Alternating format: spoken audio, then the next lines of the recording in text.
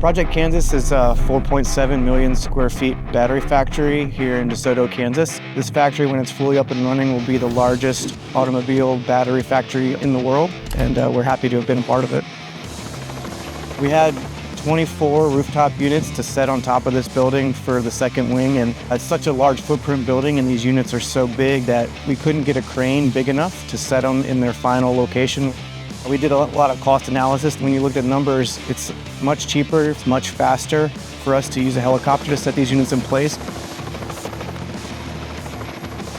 Before the helicopter lift, we had to do a significant amount of planning.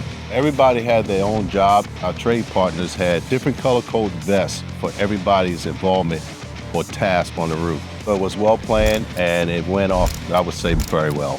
The guides that were used to get the unit down onto the curb, they were just an angled piece of metal on each side of the curb that allowed the unit to slide into place a little easier. It was something that the helicopter team, who does this all the time, had never seen before.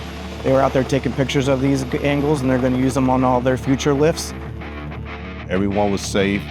All of the pieces went in on the curbs very well. They land a piece every 4 minutes.